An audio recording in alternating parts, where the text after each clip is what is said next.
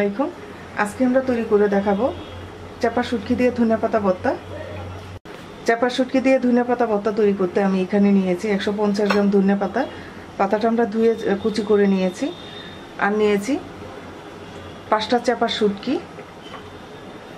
15-20টা কাঁচামরিচ। কাঁচামরিচটা একটু আবাত্তি, তাই আমি একটু বেশি করে নিয়েছি, চাইলে কমিয়ে নিতে পারেন। আর 4টা শুকনা মরিচ নিয়েছি। বড় সাইজের একটা রসুনটাকে আমরা ফালি করে নিয়েছি।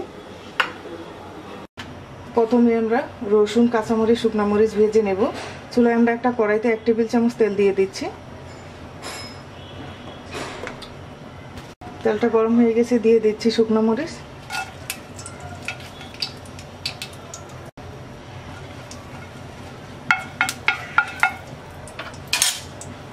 কাঁচামরিচ, দিয়ে দিচ্ছি রসুন,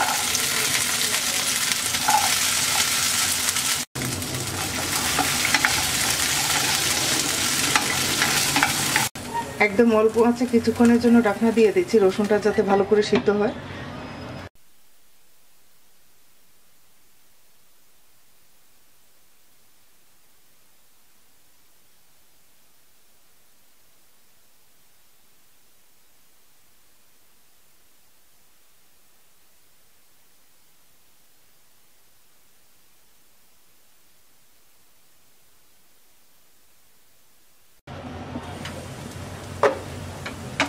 রসুন, কাঁচামরিচ, শুকনো মরিচ ভেজে নেওয়া হয়ে গেছে। এবার আমরা শুটকিটা ভেজে নেব। এটা একটা সাইডে এভাবে রেখে দিচ্ছি, দিয়ে আমরা এর পাশে শুটকিটা ভেজে নিচ্ছি।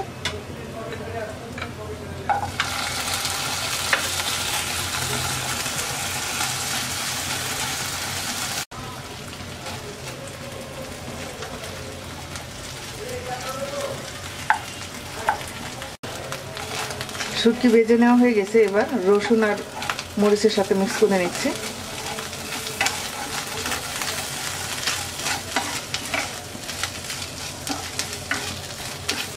এবার রসুন আর শুটকিটা তুলে রেখে দিচ্ছি, দিয়ে আমরা ধনিয়া পাতাটা হালকা ভেজে নেব।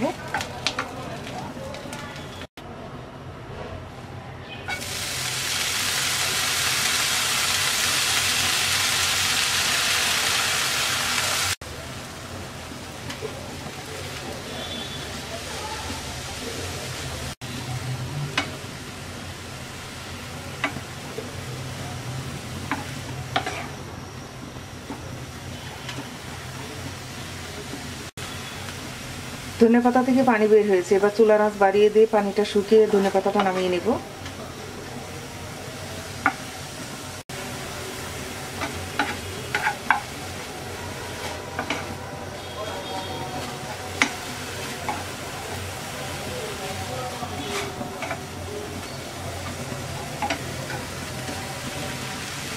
ধনে পাতা ভেজে নেওয়া হয়ে গেছে। এবার নামিয়ে ঠান্ডা করে পাঠায় অথবা ব্লেন্ডারে দিয়ে ভর্তাটা বানিয়ে নেব।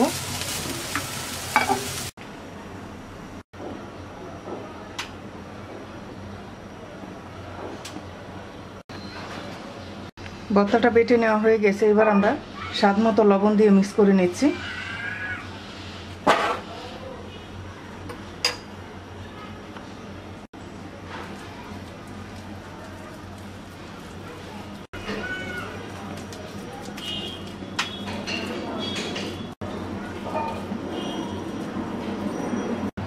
তৈরি হয়ে গেছে চাপা শুটকি দিয়ে ধনিয়া পাতা ভর্তা। আশা করি আপনাদের ভালো লাগবে।